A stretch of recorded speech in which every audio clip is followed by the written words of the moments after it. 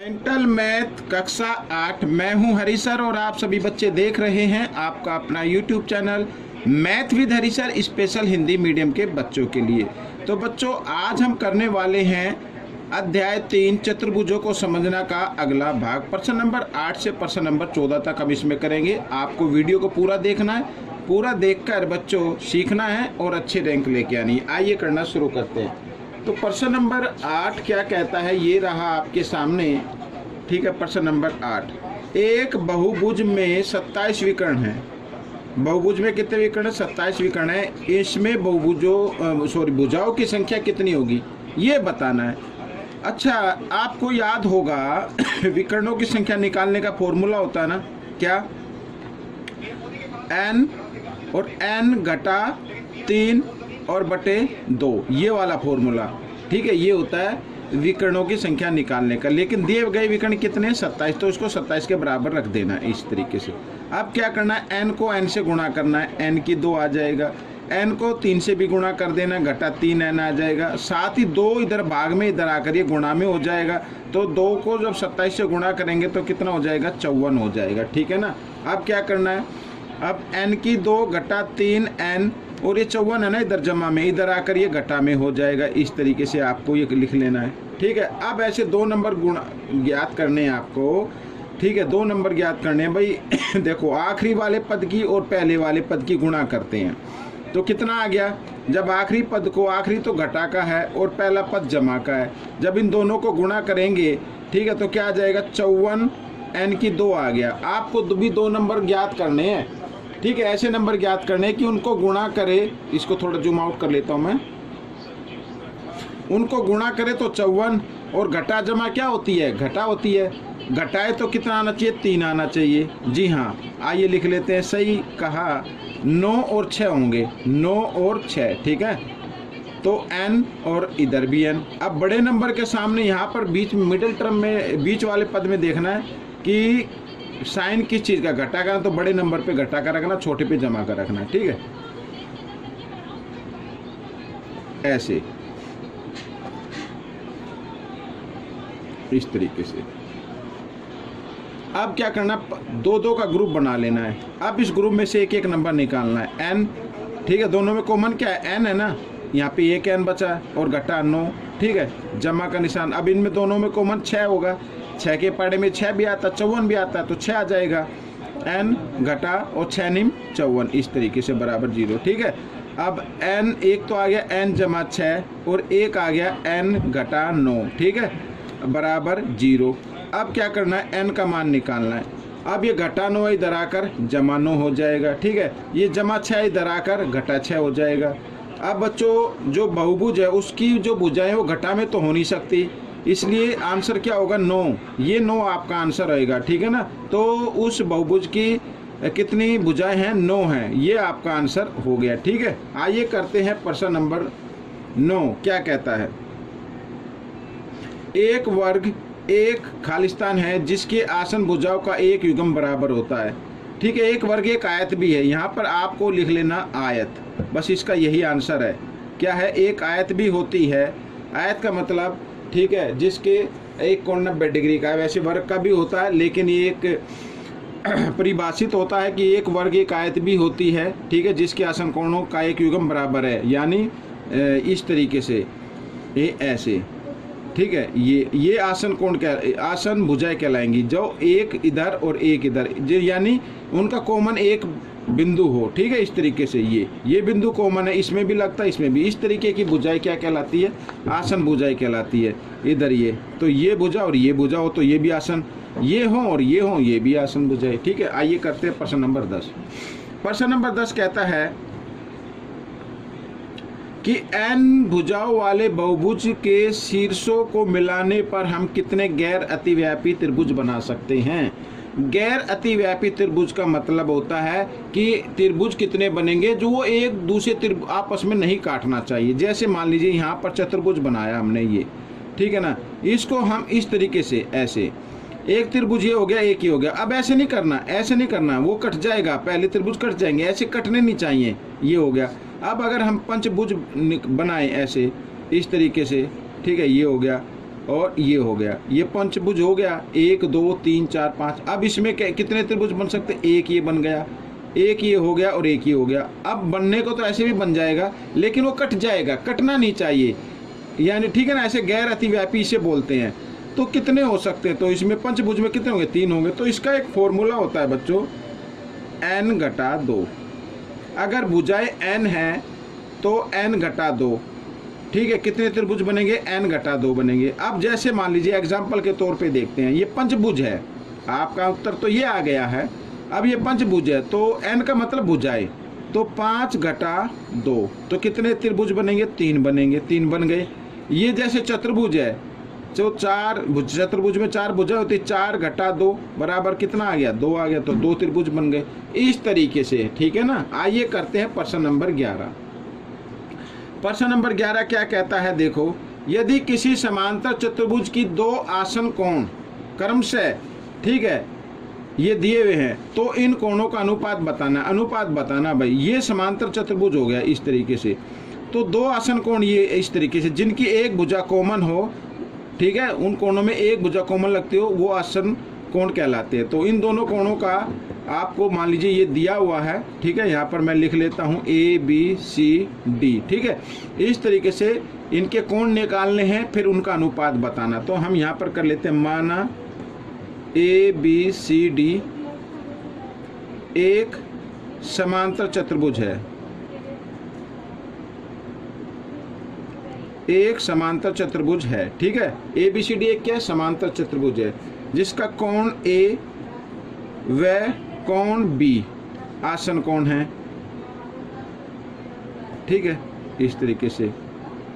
और आसन कोणों का, समांतर चतुर्भुज आसन कोणों का योग कितना होता है बच्चों? 180 डिग्री होता है, ठीक है। तो आइए प्रश्नानुसार,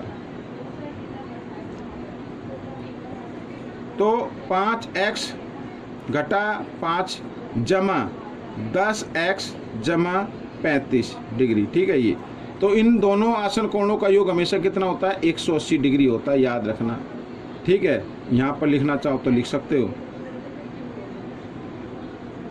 समांतर चतुर्भुज में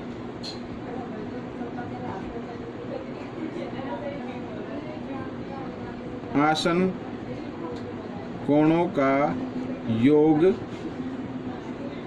आसन कोणों का योग 180 डिग्री होता है, ठीक है, इस तरीके से। अब x को अलग जमा कर लो, 10x और 5x कितने हो गए? 15x, ठीक है। और ये जमा 35 है, ये घटा 5 है, तो जमा घटा घटा होते हैं, 35 में से 5 घटा देंगे तो जमा 30 आएगा, क्योंकि बड़े नंबर के सामने क्या है? जमा का निशान है। अब क्या करना है? अब 30 को लेके आना है, इधर दाईं तरफ ले आना, ठीक है ना। तो इधर 15x बराबर 180, और इधर ये जमा का, तो इधर आकर घटा का हो जाए, घटाएंगे तो कितना आ जाएगा? 10 आ जाएगा। यहाँ पर 10 नहीं, 10 तो काटने पर आ जाएगा, तो ये तो आएगा 150। 15 इधर गुणा में, इधर आकर भाग में आ जाएगा। 15 से 15 एकम 15, 0, तो 10 आ गया। अब ये 10 आ गया। अब कोण बताने बच्चों, तो यानी कोण A कोई सा भी मान लो कोण A ये है कि 5x घटा 5, ठीक है, बराबर, तो 5 गुणा x की जगह x का मान और घटा 5, तो 10 पंजे 50, ठीक है, 50 घटा 5 तो कितना आ गया? 45 आ गया, ठीक है। अच्छा, कोण B दूसरा मान लो 10x जमा 35, ठीक है, तो 10 गुणा 10, भाई x की जगह x का मान रखना पड़ेगा, और जमा 35, ठीक है। तो 10 ढाई 100 जमा 35 तो कितना आ गया? 135 आ गया। अब अनुपात बताना है, अनुपात बताना है तो अनुपात आप बता दीजिए, कोई दिक्कत नहीं है। तो 45 अनुपात 135 जो आया ना, ये कोण आए हैं, इनको अनुपात में लिख दो, काट दो, 5 के पाड़े से आता है तो 45 में भी आता है, 45 एकम 45 और 45 थी 135, तो 1:3 आ गया, ठीक है। ये कोणों का अनुपात आ गया। आइए करते हैं प्रश्न नंबर 12। ये रहा प्रश्न नंबर 12, ठीक है। क्या कहता है? देखो, यदि एक चतुर्भुज के कोण 1:2:3:4 के अनुपात में है, तो सबसे बड़े तथा सबसे छोटे कोण के बीच का अंतर बताना। तो इसको मैं थोड़ा शॉर्ट ट्रिक से बताऊंगा बच्चों, ठीक है। चतुर्भुज के चारों कोणों का योग कितना होता है? शॉर्ट से बता दूं या एक्सप्लेन करूं? चलो एक्सप्लेन कर देते हैं, ठीक है। माना, ऐसे लिख लो, माना चतुर्भुज के कोण, ठीक है, ये 1 है तो 1x, 2 है तो 2x, 3 है तो 3x और 4 है तो 4x, ठीक है। प्रश्नानुसार, प्रश्नानुसार क्या कहता है कि अगर चतुर्भुज के सभी कोणों को जमा कर दिया जाए, प्रश्न, ठीक है, इनको हम सभी को जमा कर रहे हैं तो कोण निकालेंगे ना, तो चारों कोणों का योग कितना होता है? 360 डिग्री होता है, सबको मालूम है। 4 और 3 7 और 2 9 और 1 4 और 3 7 और 2 9 और 1 10, 10 हो गया, 10x आ गया बराबर 360। x का मान निकालो 360, 10 इधर गुणा में इधर आकर भाग में आ गया, 0 से 0 कट गई, x का मान कितना आ गया? 36 आ गया। तो x क्या था? ये रहा, ठीक है। पहला कोण आ गया 36 का, पहला कोण 36 डिग्री का आ गया, ठीक है। अच्छा, इसमें पूछा है कि सबसे बड़े और सबसे छोटे, यानी सबसे छोटा अनुपात और सबसे बड़ा अनुपात, इन्हीं को निकाल लो। इनका दिया हो तो इनका भी निकाल लेना, ऐसे निकाल लेना, ठीक है। अच्छा, सबसे बड़ा कोण निकले, सबसे बड़ा कोण, सबसे बड़ा कोण यानी सबसे बड़ा अनुपात 4 है ना, तो 4x का था, 4 गुणा 36, 36 चौक कितना होता है? 144 होता है, ठीक है। इनके बीच का अंतर बताना है, तो 144 में से 36 घटा दीजिए, कितना आ जाएगा भाई? 4 में से 6 नहीं जा सकते, हंस लेंगे, 14, 14 में 6 गए, 8 आ गया, यही तो हुआ ना। और यहाँ पे कितना रह गया? 3, 3 में से 3 गए, 0 और 1, 108 आ गया बच्चों, ठीक है। ये आपका उत्तर बन गया।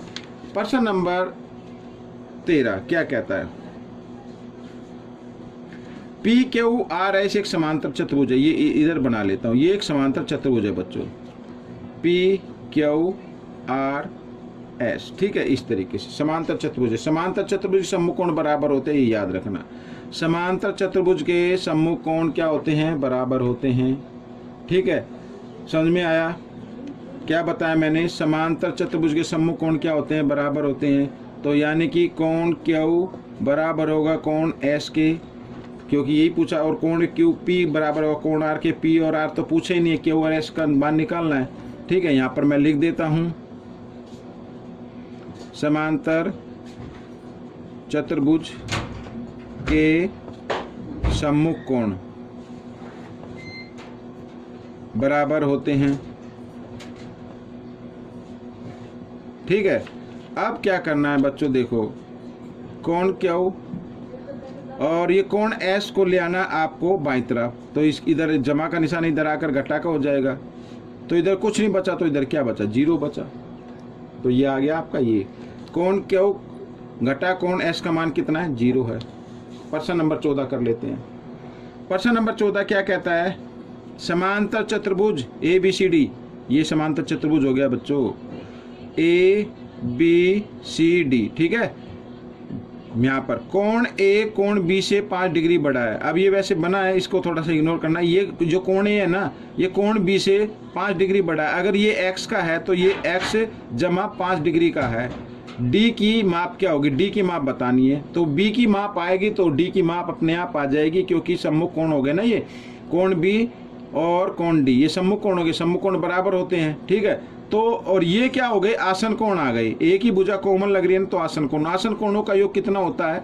मालूम है ना, आसन कोणों का योग होता है 180 डिग्री। तो इसमें लिखा कोण ए कोण बी से 5 डिग्री बड़ा है, तो माना कोण बी, ऐसे लिख लो, माना कोण बी बराबर x डिग्री। तो कोण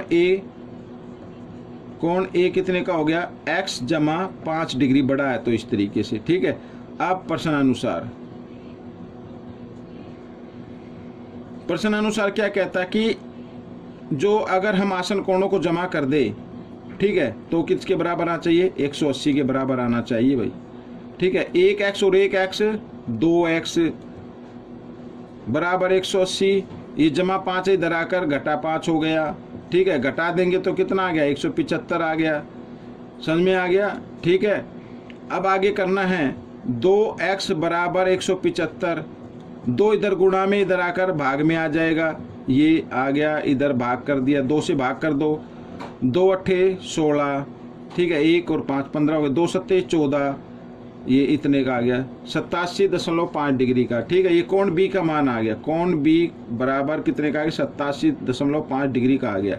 और कोण बी बराबर है कोण डी। ठीक है भाई, कोण बी बराबर है कोण डी, और तो ये भी कितने का आ जाएगा 87.5 डिग्री का आ जाएगा। यहाँ पे लिख लो समांतर चतुर्भुज के सम्मुख कोण बराबर होते हैं। ठीक है, इस तरीके से ये हो गया प्रश्न आपका हल। तो बच्चों ये वीडियो कंप्लीट हो गई है। आपको ये वीडियो कैसी लगी? थोड़ी सी लंबी बन गई है, कोई बात नहीं, आप वीडियो को पूरा देखें, स्किप ना करें, समझें और प्रैक्टिस जरूर करें। ठीक है, अब हम मिलेंगे अगले भाग में, तब तक के लिए धन्यवाद।